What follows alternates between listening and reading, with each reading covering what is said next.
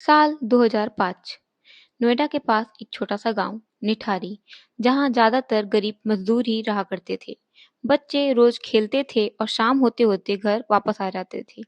लेकिन एक दिन ऐसा नहीं होता है। एक 7 साल की बच्ची ज्योति अचानक से गायब हो जाती है। किसी को नहीं पता था कि ज्योति कहाँ गई और उसके साथ क्या हुआ है। उसके माँ बाप उसे बहुत ढूंढते हैं और जब वो नहीं मिलती है तो वो परेशान होकर पुलिस स्टेशन जाते हैं उसकी मिसिंग की कंप्लेन लिखवाने। लेकिन पुलिस वाले उसकी कंप्लेन नहीं लिखते हैं। वो कहते हैं कि उनकी बेटी खुद ही कहीं भाग गई होगी और गरीबों के बच्चे तो अक्सर ऐसे ही भाग जाया करते हैं। धीरे-धीरे निठारी गांव से करीब 10 से भी ज़्यादा बच्चे गायब हो जाते हैं और पुलिस वालों को कोई फ़र्क ही नहीं पड़ रहा था। वो कभी भी किसी भी माँ-बाप की कंप्लेन ना ढंग से सुनते थे, ना ही लिखते थे।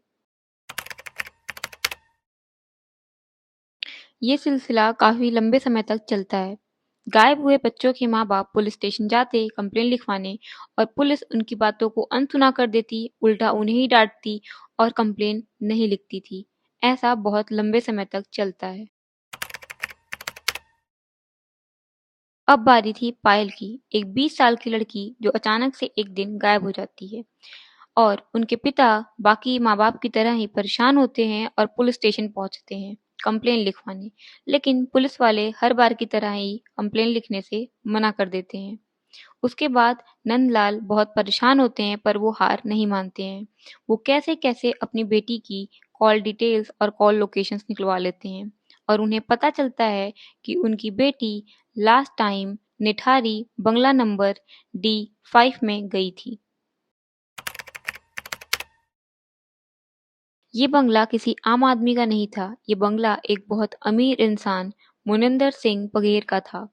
वो एक बहुत बड़ा बिजनेसमैन था। उस बंगले में एक सर्वेंट भी रहा करता था जिसका नाम था सुरेंद्र कोहली, जो उस बंगले का देख रेख करता था। पायल के पिता नंदलाल जी पुलिस वालों के पास जाते हैं और उनसे बहुत रिक्वेस्ट करते हैं कि वो बस एक बार इस बंगले की तलाशी ले लें।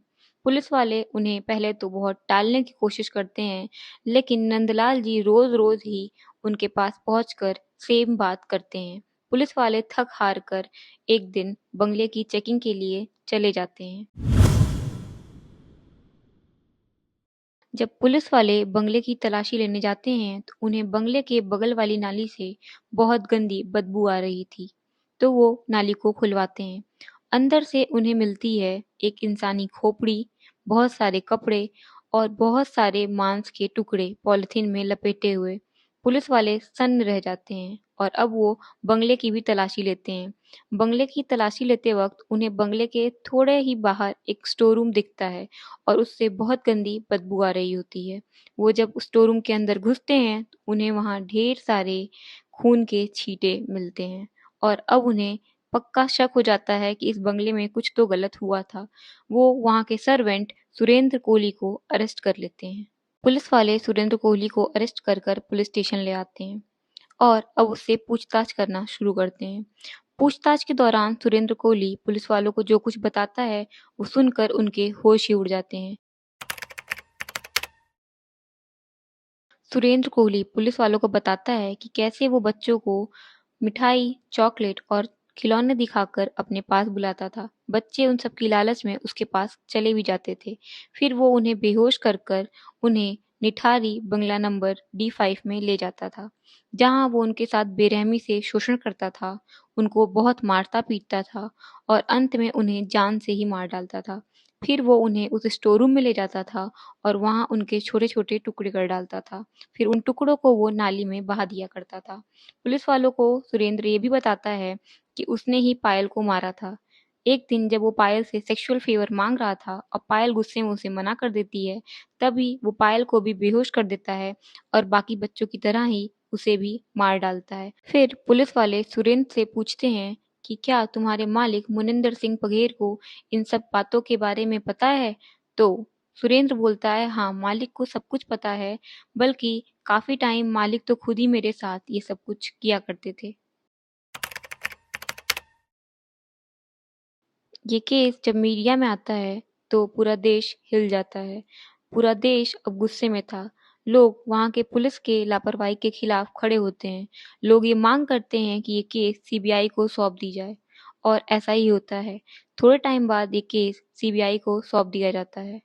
अब ये केस सीबीआई के पास होता है और सीबीआई दोबारा से इन्वेस्टिगेशन स्टार्ट करती है।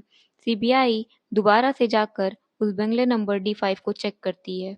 वो देखते हैं कि वहाँ पे एक बहुत बड़ा गार्डन एरिया बना है। जब वो उस गार्डन एरिया को खोदते हैं तो उन्हें वहाँ पूरे 19 बच्चों के कंकाल मिलते हैं। लेकिन गांव वालों का कहना था कि कुल 40 बच्चे गायब हुए थे। सीबीआई के रिपोर्ट के आधार पर सुरेंद्र कोहली और मुनिंदर सिंह बघेल को फांसी की सजा सुनाई जाती है।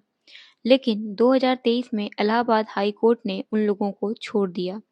इलाहाबाद हाई कोर्ट ये कहती है कि सबूत की कमी होने की वजह से उन लोगों का गुनाह साबित नहीं होता और उन दोनों लोगों को छोड़ दिया जाता है।